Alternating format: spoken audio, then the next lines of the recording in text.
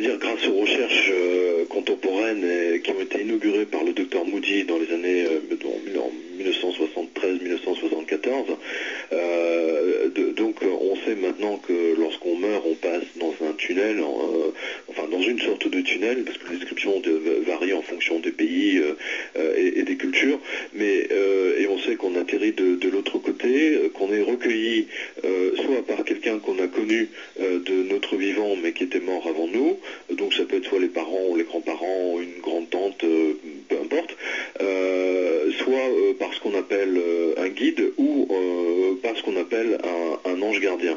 Et à partir de là, on a une vision, comment dire, on a une rétrospective, si j'ose dire, de tout ce qu'on a fait dans notre vie, et tout le film de notre vie est montré avec les commentaires divers et variés de ceux qui l'observent.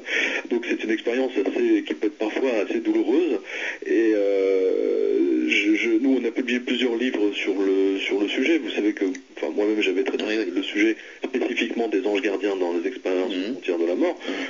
Donc depuis maintenant quasiment 40 ans, je veux dire, toutes les informations qu'on a pu recueillir, y compris au niveau de la médecine militaire, vous savez, notamment les entraînements de pilotes de chasse dans les accélérateurs, vous savez, les trucs là qui tournent en rond à toute vitesse. Oui. Voilà. Donc les pilotes américains, enfin du moins la médecine militaire américaine a établi dans des rapports médicaux extrêmement froids que les pilotes disaient quitter leur corps et de se retrouver soit en présence de quelqu'un qu'ils avaient connu, mais qui était déjà mort, et qui leur demandait s'ils voulaient rester sur Terre ou partir avec eux. Dans une précédente vidéo, je vous avais parlé de ce livre intitulé L'explorateur de l'au-delà, écrit par Pierre Jovanovic et Anne-Marie Brouillant, et édité par la maison d'édition Le Jardin des Livres. Ceux qui suivent régulièrement mes vidéos en apprendront beaucoup plus sur le monde invisible des esprits. Ce livre est en fait la biographie de l'âme d'un des incarnés qui aurait vécu parmi l'aristocratie italienne du XVIIe siècle. Francesco Farnese était issu d'une lignée secondaire des Farnese, une famille assez riche qui avait conquis une partie de l'Europe. L'explorateur de l'au-delà est une visite guidée du monde de l'au-delà, et plus précisément une vision assez surprenante de la première sphère spirituelle, où se retrouvent toutes les âmes qui, durant leur incarnation terrestre, s'étaient très mal conduites. Francesco Farnese était l'une de ces âmes qui peuplaient ce bas astral.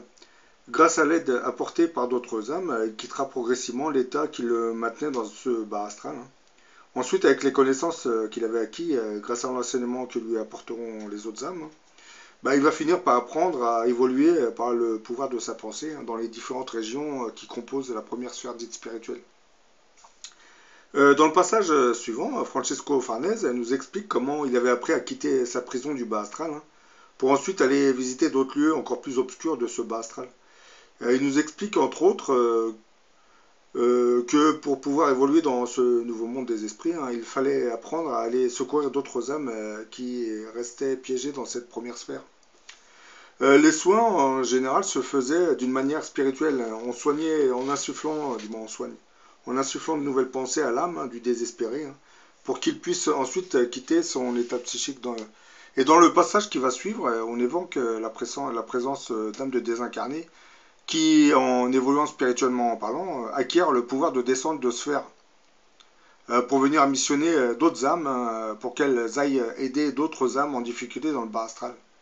Oui, en gros, c'est les âmes très évoluées contactent les âmes qui sont dans les sphères inférieures en leur demandant de descendre dans le bas astral pour aller aider d'autres âmes. Et c'est ainsi que l'âme peut évoluer en aidant son prochain dans le monde spirituel. Dans ce bref passage du livre, L'explorateur de l'au-delà, l'âme du désincarné Francesco Farnese commence par nous parler de sa vie terrestre, quand il était encore vivant sur cette terre. Puis il évoque son passage dans l'au-delà, où il s'est retrouvé dans une sorte de cellule dans un bâtiment qui était entouré par la brume. Ce genre d'âmes ne sont pas condamnées à y vivre éternellement, mais les âmes évoluées qui descendent des hautes sphères viennent leur montrer régulièrement leurs mauvaises actions. Francesco Farnese, qui habitait une de ces prisons, avait bien évolué et avait commencé à être missionné pour aller sauver d'autres âmes piégées dans le bas astral. Il suffit que l'âme se repente en admettant ses fautes pour qu'elle acquiert le droit de pouvoir quitter cette prison. Les âmes venant des hautes sphères leur expliquent ensuite qu'elles devront venir en aide à d'autres âmes pour espérer pouvoir évoluer et quitter la grisaille de leur prison. Bon, maintenant je vais vous lire le petit passage, comme l'explique M. Jovanovic, hein, ce livre, L'explorateur de l'au-delà, hein, est un véritable guide Michelin de l'autre monde. Bon, là je cite, je vais réciter, du moins je vais lire le petit passage. Sur Terre, j'avais été orgueilleux et hautain, refusant de courber l'échine devant qui que ce soit. Dans mes veines coulait le sang d'une famille fière d'appartenir à l'aristocratie. Hein. Par ma mère, j'étais lié aux grands de la terre, hein, des êtres qui avaient eu pour ambition de soumettre des royaumes entiers. Impossible de distinguer en détail le lieu où je me trouvais. Hein. Cela ressemblait à une gigantesque prison aux contours flous, entourée de brume. Plus tard, je me rendis compte que c'était un immense bâtiment de pierre grise aussi solide à mes yeux que de vraies pierres, avec de longs couloirs, des halls gigantesques, de vastes pièces et d'innombrables cellules minuscules, sombres. Chaque âme ici possédait que ce qu'elle avait gagné de par sa vie terrestre. Et certains n'avaient rien d'autre que le petit lit sur lequel ils gisaient et souffraient. Car ici, tout le monde souffre. Dans la cellule que j'occupais, il n'y avait qu'une table, hein, une chaise et un lit où je passais mon temps à me reposer et à méditer. Parfois, j'assistais à des conférences en compagnie d'autres âmes. Hein. Il s'agissait souvent de récits destinés à nous rappeler nos mauvaises actions sur Terre. D'un point de vue impartial, on nous montrait la véritable portée de nos actes sur Terre, hein, l'envers du décor, hein, le point de vue de nos victimes. Quand nous n'étions pas directement responsables de leur déchéance, hein, le système social créé au service de nos intérêts égoïstes se chargeait de les achever. Puis on nous montrait comment réparer nos fautes, après avoir vu les images de nous-mêmes tels que nous étions, dépouillés de tous nos masques hypocrites terrestres, nous n'avions plus qu'à retourner dans nos cellules, honteux et confondus. Réparer nos fautes consistait à sauver quelqu'un d'autre des erreurs que nous-mêmes avions commises. Les leçons avaient pour but de nous mener à l'étape suivante, être renvoyés sur Terre pour venir en aide incognito à des humains traversant les mêmes problèmes que nous. Quand nous n'assistions pas aux conférences, certains d'entre nous pouvaient aller partout, du moins ceux qui disposaient d'assez d'énergie pour se mouvoir librement. Parmi nous, les plus forts servaient de magnétiseurs et traitaient ceux qui ne pouvaient plus bouger. Grâce à leur magnétisme, ils plaçaient les âmes faibles dans un état d'oubli temporaire, même si les souffrances recommençaient leur réveil. Ces répits leur permettaient de recouvrer des forces et petit à petit leur capacité à supporter la souffrance augmentait. Avec le temps, leurs âmes se développeraient et ils finissaient par magnétiser à leur tour. Mais comme tout était sombre, les âmes qui séjournaient ici étaient ternes, contrairement aux âmes qui illuminent, car dans le monde spirituel, plus une âme est élevée et plus elle est lumineuse. Notre obscurité symbolisait aussi notre aveuglement. Nos facultés psychiques n'ayant jamais été développées sur Terre, nous étions presque insensibles à notre environnement. Toutes les âmes qui étaient en mission portaient tous une petite lumière en forme d'étoile, hein, dont le rayonnement éclairait les cellules obscures qu'ils visitaient. Au début, je souffrais tellement que je ne pouvais que rester allongé dans ma cellule, dans un état de détresse. J'attendais que l'une de ces étoiles brillantes approche l'obscurité de ma cellule. Mon état s'améliora grâce à l'intervention d'autres âmes. Hein. Et grâce à cela, je pus commencer à me déplacer à nouveau. Aussi, on m'envoya en mission pour magnétiser un jeune homme mort à 30 ans qui passait ses journées à gémir. Tandis que je reprenais des forces, mes désirs sexuels se réveillaient eux aussi hein, et me donnaient l'envie de retourner immédiatement sur Terre pour les satisfaire. Beaucoup des âmes qui m'accompagnaient dans ces cellules retournaient souvent sur Terre et en revenaient au bout d'une période plus ou moins longue, épuisées et dans un état encore plus pitoyable qu'à leur arrivée. Les allers-retours pouvaient durer une éternité. Hein. Jour après jour, ces âmes succombaient à l'attrait des plaisirs terrestres, hein, jusqu'à ce que, satisfaits mais complètement vidés, ils tombent d'inanition. Ils ressemblaient alors à l'esprit dont je m'étais occupé. En fait, nous, esprits, pouvons intégralement prendre possession du corps d'un homme ou d'une femme.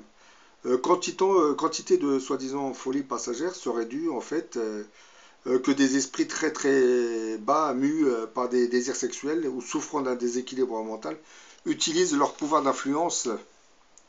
Ils se mettent en rapport alors étroit avec l'esprit dont ils cherchent à utiliser le corps à la faveur d'un manque de volonté. Hein. Et dans cette région, j'ai effectué bien des voyages. Hein. et vu bien des régions aussi étranges qui portaient toute la marque du froid et de la désolation. L'une d'elles était une grande vallée rocheuse, toute grise, flanquée de collines sombres, froides, tombant à pic de chaque côté sous un ciel crépusculaire. Là non plus, pas un brin d'herbe, pas un seul buisson, aucune couleur, ni éclat de lumière. Les âmes qui peuplaient ce lieu avaient placé leur centre d'intérêt sur eux-mêmes, n'avaient aimé qu'eux-mêmes et avaient fermé leurs âmes à toute chaleur.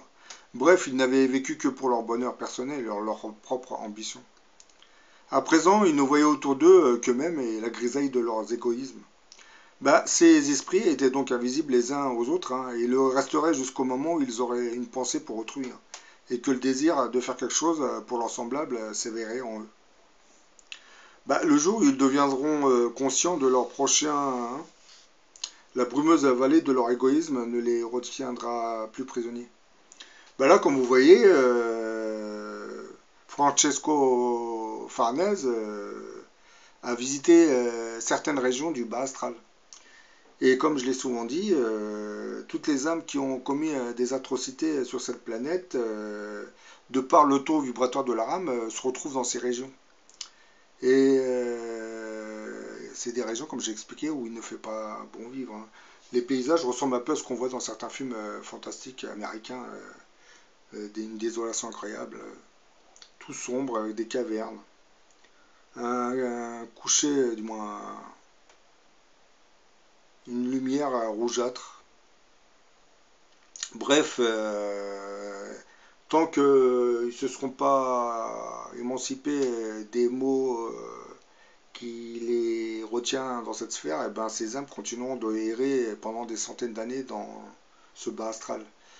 Il faut qu'ils se repentent de leurs fautes, qu'ils commencent à comprendre que voilà, il faut aider son prochain.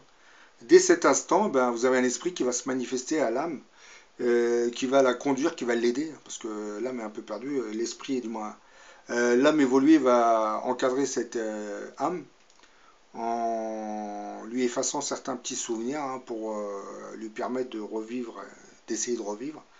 Ensuite, on va commencer à lui enseigner certaines caractéristiques de ce monde invisible des esprits. Et par le temps, avec le temps, si cette âme commence à évoluer tout doucement, elle va subir la même mission que ce Farnese, hein, ce monsieur Farnese, Francesco Farnese. Elle va être missionnée pour aller aider d'autres âmes.